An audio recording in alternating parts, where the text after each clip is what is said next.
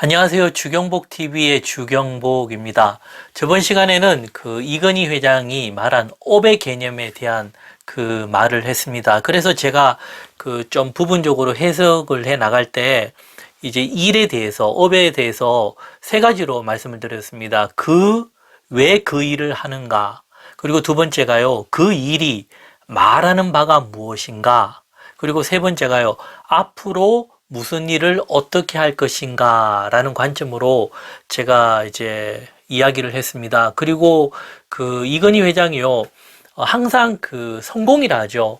삼성을 참 기적적으로 일으키고 나서 그 다음에 보면은 사람들에게 이야기할 때 다시 새로운 이 도전을 준 겁니다.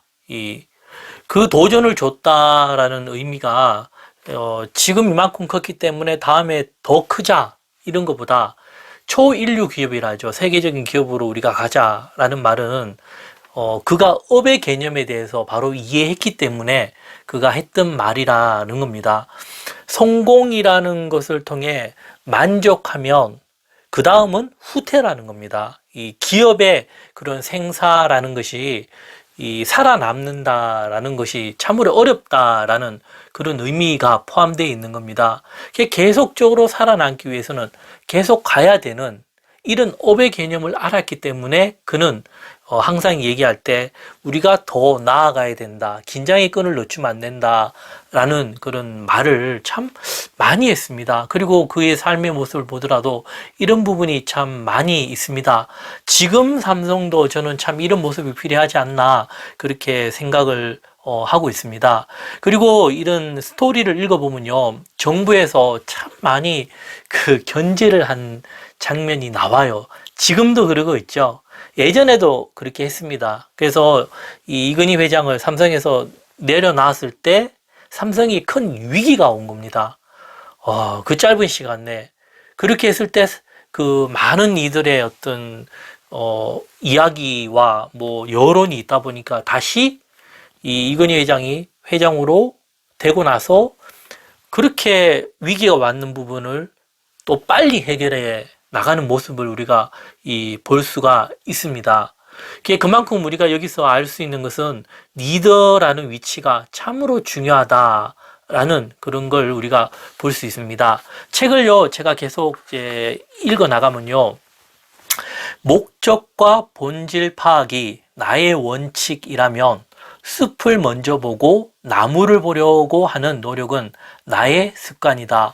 참 저는 이런 부분을 참 좋아하거든요. 이 구절을 참 좋아해요. 다시 읽어 나가면요, 목적과 본질 파악이 나의 원칙이었다면 숲을 먼저 보고 나무를 보려고 하는 노력은 나의 습관이다. 그 습관이 뭐냐면요, 숲, 큰 것을 먼저 보고 나무, 작은 것을 보려고 하는 그런 시야, 이런 안목입니다. 우리가 어떤 일을 할 때 그 전체를 먼저 보는 게 참 중요합니다. 큰 것을 먼저 보고 그 다음에 부분적인 작은 것을 보는 것, 이건 아주 좋은 모습이라는 겁니다.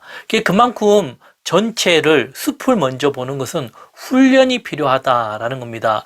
내가 뭐 숲을 보고 싶다 해서 보는 것이 아니라 이런 것은 훈련의 결과라는 겁니다.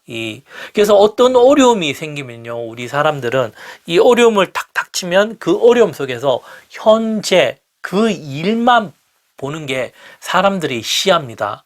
현재 닥치고 있는 그 일만 보고 어떻게든 그 일을 풀어나가려고 노력하고 애쓰는데 생각외로 그 일이 잘 안 풀리는 경우가 많다라는 겁니다.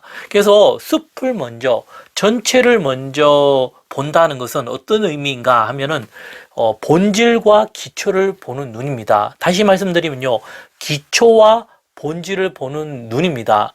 그래서 전체를 먼저 보고 그 부분을 바로 이해하고 부분을 해석해 나갈 때에 그 일을 바로 풀어갈 수 있는 힘이 생긴다, 지혜가 생긴다라는 겁니다. 즉, 일을 해 나가는 방법, 지혜라는 겁니다. 우리 일상생활에서도 마찬가지입니다.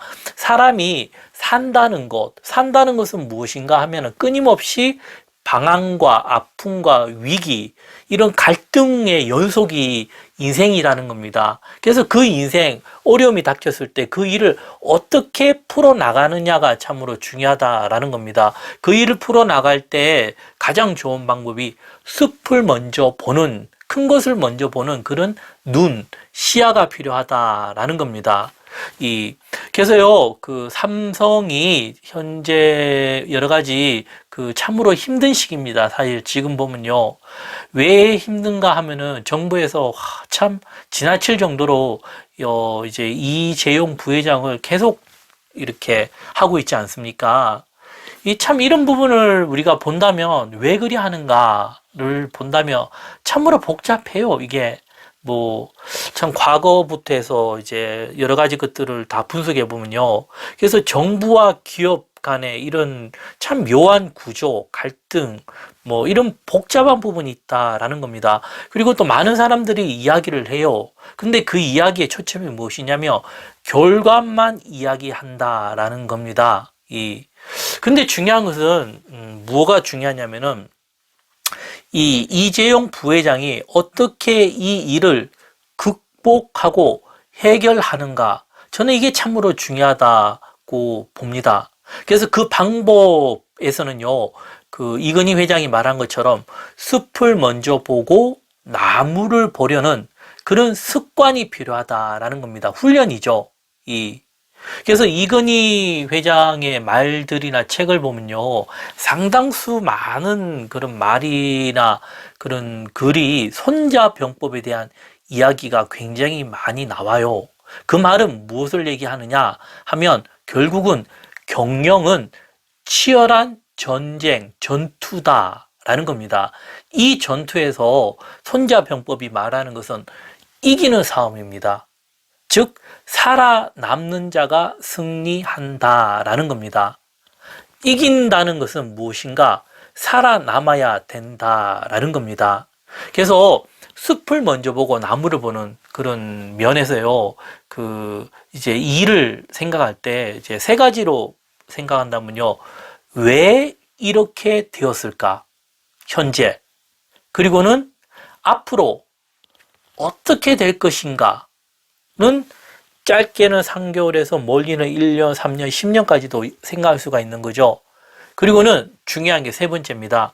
어떻게 일을 풀어야 할까라는 겁니다.